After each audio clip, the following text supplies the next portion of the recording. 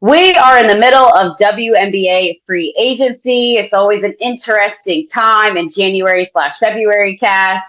Let's talk about what we expect to see with player negotiations, how the Golden State Valkyries will add to their squad, and how having a new team just affects WNBA free agency overall. A couple of key dates to keep in mind. January 21st, which is next week, teams can start negotiating with free agents, but no deals can be signed. And then February 1st is when we start using our John Hancocks, things are signed, and we know what team we're following for next season. Cass, who are some of the biggest names that we have entering free agency this season? We're looking at a few big names this free agency market. Brianna Stewart, Brianna Jones, Satou Sabally, Courtney Vandersloot, Brittany Griner, Diana Taurasi. But let's talk about some of the ones that we're pretty sure are going to be moving on or ones we really want to pay attention to. I have my eyes on Alyssa Thomas. She spent about 11 years in Connecticut, still hasn't won a title, definitely wants one, and is a high caliber player who will add a lot to a team and help bring them a championship. She's also been very outspoken about there not being great player-specific facilities in Connecticut. So I think that's something she certainly wants in the tail end of her career. Kelsey Plum did not sign early with the Aces, which we had seen that core do. So I think keep eyes on her. She's already been cored by the Aces, so she could be a sign and trade potential to go somewhere else.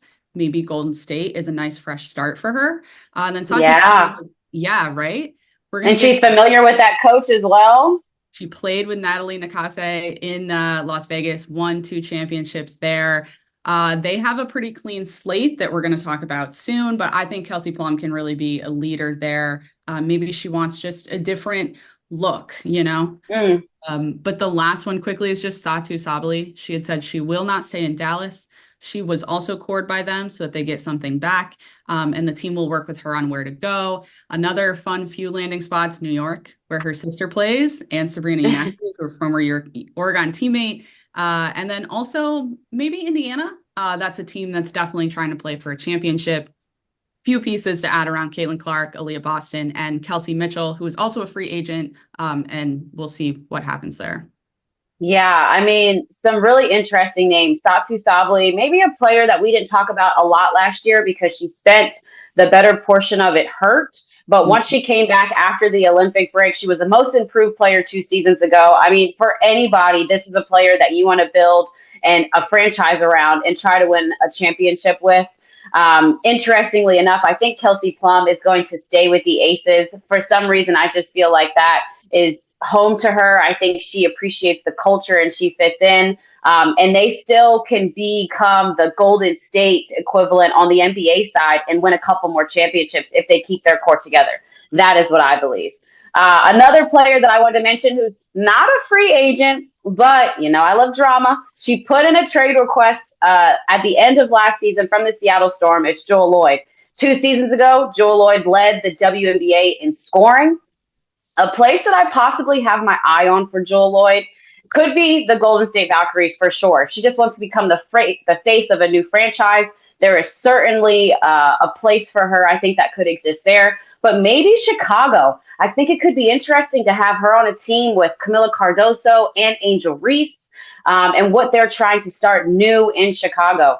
Just a couple of players that I have my eye on. And last thing I'll say is that wherever Alyssa Thomas is going, you know that DeWanna Bonner is probably also going. Cass, what are some teams that we should keep an eye on that we know have to make some big moves with free agency?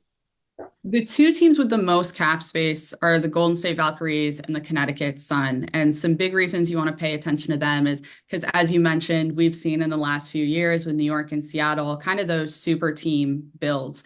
So if a team wants to add both Alyssa Thomas and DeWanna Bonner, they need a lot of money. When it Yeah. comes to Golden State, though, this is a new franchise, a lot of excitement. They have a head coach who won 2 championships with the Aces, a franchise that knows how to treat its players very, very well. And then Ohema Nianen, she was with New York when they built that super team that won the championship last year. So these are people that players want to play for. Mm. I see it kind of like, if you're an NHL fan, the Las Vegas Golden Knights, where they are ready to run out of the gates with a championship caliber team. Watch for them to spend a lot of money because they do have a lot of room. Connecticut, it's time for a change. The core that was there for quite a few years, they are all free agents or already gone. Stephanie White left for Indiana. They also have a lot of money to work with. And as we have mentioned a few times, their facilities are not up to par with some of the other franchises that free agents have left for so that they have those amenities.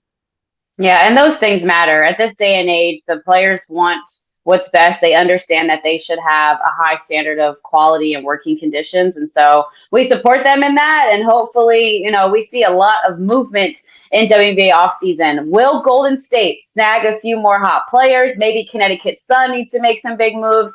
We will keep an eye on how things unravel into WNBA free agency.